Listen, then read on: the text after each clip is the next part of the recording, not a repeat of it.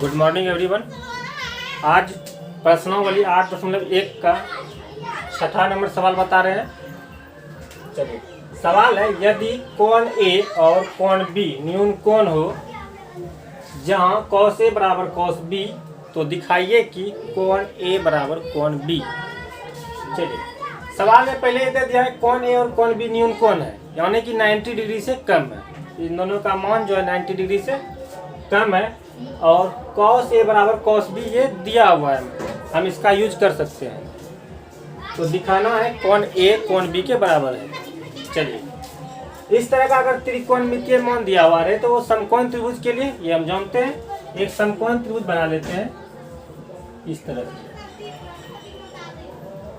चलिए, ये ए, ये बी, ये सी। इस बार हम सी को 90 डिग्री ले लिए, सी को 90 डिग्री लेने का कारण ये है चूंकि ए और बी न्यून कोण है, तो इन दोनों को न्यून कोण रखना था, तो हम समकोण रख नहीं सकते थे ए और बी में से किसी को, इसीलिए सी को समकोण रख दिए। ये और ये आपका न्यून कोण है, ये और ये कोण बी और कोण ए। सवाल है cos ए बराबर cos बी, ये हमको दिया हुआ है, तो ए और बी को दिखाना होगा। चलिए, इसमें पहले लिख लेते हैं दिया है, साबित करने वाले में इस तरह से कीजिए। दिया है, क्या दिया हुआ है? कोण ए और कोण बी न्यून कोण है, न्यून कोण है। और साथ ही क्या दिया हुआ है? साथ ही cos ए बराबर cos बी ये भी दिया हुआ है। चलिए, और साबित करना है, क्या सिद्ध करना है?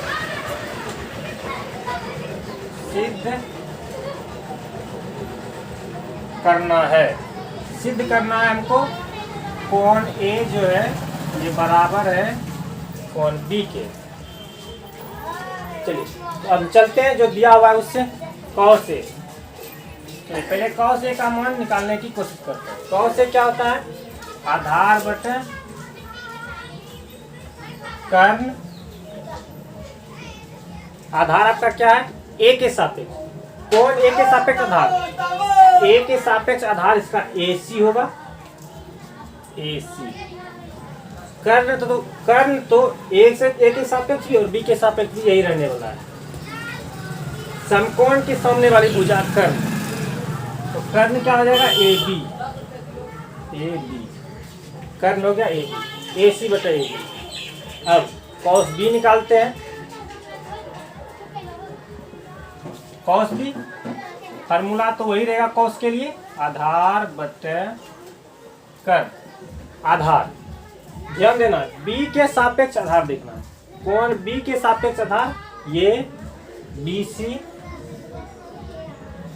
और कर्ण तो AB ही रहने वाला है, AB। चलिए, और ये दिया हुआ है कि cos A और cos B बराबर है, चूंकि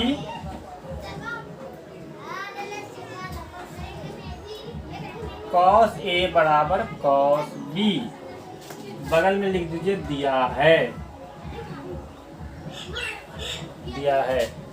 चलिए, cos A कितना निकला? AC बटे AB बराबर cos B कितना निकला? BC बटे AB। AB कैंसिल हो जाएगा, क्योंकि दोनों नीचे है तो ये दोनों कट सकता है।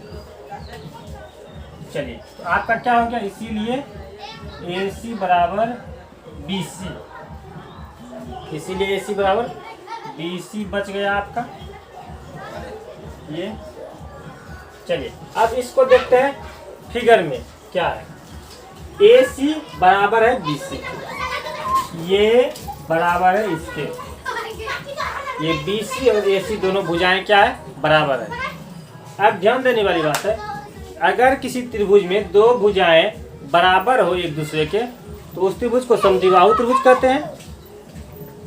जाहिर सी बात है, दो भुजा अगर बराबर होता है तो उसी त्रिभुज को हम समद्विबाहु त्रिभुज कहते हैं।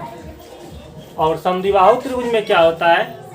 कि बराबर भुजाओं के सामने के कोण भी बराबर होते हैं। बराबर भुजाओं के सामने के कोण, इस भुजा के सामने का कोण, इस भुजा के सामने का कोण ये हो जाएगा, और इस भुजा के सामने का कोण आपका ये हो जाएगा। यानी कि ये दोनों कोण भी क्या होंगे, बराबर होंगे। बराबर भुजाओं के सामने का कोण भी बराबर होते हैं। तो यहाँ पे AC बराबर BC, तो लिखेंगे अतः त्रिभुज ABC एक समद्विबाहु समकोण त्रिभुज है। समकोण तो ये पहले से था, अब ये समद्विबाहु भी हो गया, इसीलिए अतः त्रिभुज ABC एक समद्विबाहु समकोण त्रिभुज है। और लिखना है, और हम जानते हैं, साथ ही हम जानते हैं कि समद्विबाहु त्रिभुज में समद्विबाहु त्रिभुज में बराबर भुजाओं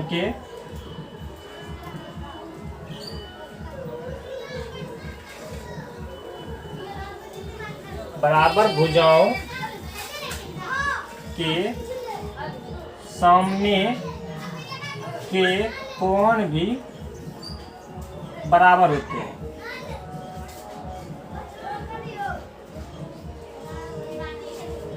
देखिए, साथ ही हम जानते हैं कि समद्विबाहु त्रिभुज में बराबर भुजाओं के सामने के कोण भी बराबर होते हैं।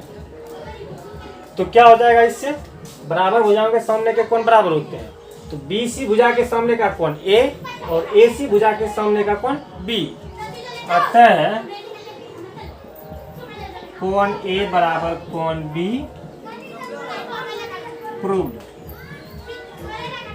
प्रूव्ड लिख सकते हैं या फिर सत्यापित लिख सकते हैं।